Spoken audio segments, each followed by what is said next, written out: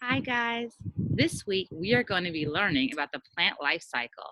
Last week we went over the life cycle of the frog and the white-tailed deer. And just like those living organisms, a plant changes over its life cycle. So let's go ahead and take a look.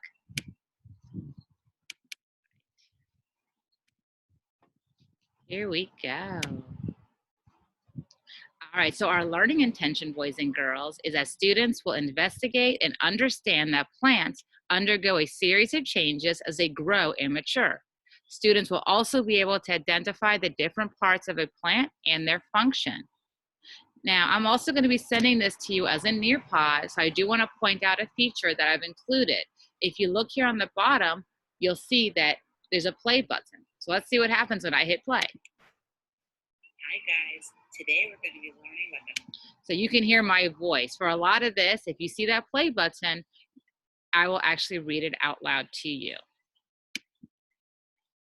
All right, so part of your responsibility is to know the parts of a plant. So we know a plant starts off as a seed. So right here, you can see the seed. And once the seed is watered and comes to the right temperature, it's going to germinate. And part of that, the root inside of the seed is going to break free, okay? So you can see this part right here, it breaks free, and you can see the root growing. So here's the root. And then once the root spreads out underneath the ground, a stem is going to sprout out and keep growing. And eventually, that stem is going to become strong, and you're going to have leaves growing from either side. And for some plants, you're going to have a flower. All right, so let's take a quick look and go over the parts of a plant. The first part is the root system. So you can see here's some roots, and you can see there's tiny little hairs. These little hairs are important. If you've ever dug out weeds or cleaned out a flowering bed, you know when you pull a plant out, there's a lot of soil attached to it, and you need to shake it off. That's because it just sticks to all these tiny little hairs that are attached to the roots. Now, a root has a very important job. It holds the plant in the soil so it doesn't blow away, and it also absorbs water and nutrients from the soil, which it then transports to the rest of the plant. You can see right here the nutrients that get soaked up from the soil, and then they're going to make their way up the stem. Now, the stem is what holds up the plant and carries water from the roots to the leaves. So you can see here, the roots absorb the water and nutrients. It then travels up the stem, and then they'll go towards the leaf and also to the actual flower blossom. And the leaves play a very, very important role in a plant. The leaf is actually where plants make food through a process called photosynthesis. The leaves use light from the plant, carbon dioxide from the air, and water taken in by the roots to make food for the plant. You can't really see this on here, but on the leaves of the plant, there's actually tiny little mouths called stomata that open and close. And when they open, they're taking in carbon dioxide so they can do that process of photosynthesis. So just throw some 4th and 5th grade knowledge at you right there. Okay, now on this part of the Nearpod, you're going to see this little picture. It's going to be bigger. There you go.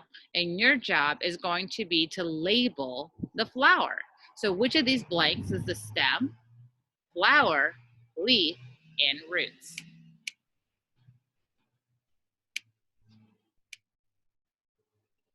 Now let's talk about what a seed is. Seeds are formed in the center part of the flower or the roots.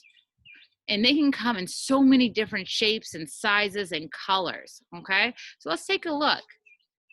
This is a watermelon, and you see those little black dots? Those are the seeds of a watermelon.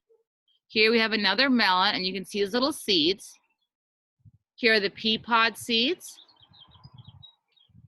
And this is a tomato. If you cut that tomato in half, you're gonna see all those seeds. And here's the core of an apple. I know you can't quite see that, but you know when you eat an apple, the inside of it has those black seeds. All of those are seeds, and it's what is necessary for the plant to reproduce and make new plants. When you watch this as a Nearpod, you're going to see a video about somebody who actually has a garden at their school. And he's going to show you all different kinds of seeds. It's actually a very cool video. As part of your Nearpod, you're going to be asked to draw a flower or fruit that has seeds. And I am going to ask you to actually label the seed. So if you're drawing a watermelon, I want to see those black dots, those black seeds, and I want you to label them as a seed. All right, now here's a diagram of the life cycle of a bean plant. Just like when we were looking at the frog life cycle or the white-tailed deer life cycle, you want to start with the baby, or in this case, the seed. So go ahead and look directly on top of our title here, and you'll see a seed, and it's being watered by this water canister. So this is where the life cycle of a bean plant starts. Now, after that, we're going to follow these arrows, and we're going to see the whole cycle. So the seed, once the seed absorbs water and it reaches the correct temperature, it's going to germinate. And the root pushes through the seed coat. So you can see it right here pushing through. The seedling, which is the new plant, grows out of the ground. So here's the root, and you see the new plant sprouting out, and it's going to start growing towards the sun. And as it grows, you're going to see that it's going to get leaves. The stem and its leaves grow towards the sunlight. Again, the leaves are responsible for making food for the plant through a process called photosynthesis. And as it becomes an adult plant, it's going to make seeds. And here are what the bean plant seeds look like. And once those are scattered into the soil and again gets water, we're going to start the bean plant cycle again. All right, let's take a closer look at what happens. When you scatter seeds into the ground, okay, and the seed receives water and gets warm, the baby plant, which is called an embryo, inside of it starts to grow. The process of a baby plant beginning to grow is called germination. We say the seed germinates or sprouts. The first part of the plant we see pushing its way out of the seed coat is the root. You can see it right here. Again, you can see that it broke out. Here we can see pictures of a bean plant and a corn seed germinating or sprouting and growing into plants with roots, stems, and leaves. So the top one is our bean plant. Here you can see the seed, and you can see it, the roots starting to come out. There's the roots. Eventually it's going to break through the soil, and so it's sprouting. As you can tell, it's starting to get taller and stronger. We're going to get leaves, and eventually we're going to get seeds. And here is our corn seed. So yes, boys and girls, the actual corn that you eat off the corn on the cob, that is a seed. So when you plant that and it meets the right conditions, it's going to sprout out, and you can see the root system growing down here and the stem sprouting out. And that is what it's going to look like right there. So in summary, how a seed grows into a new plant. First, the life of a plant begins as a seed. Once a seed is watered and warmed, it germinates. The root pushes through the seed coat.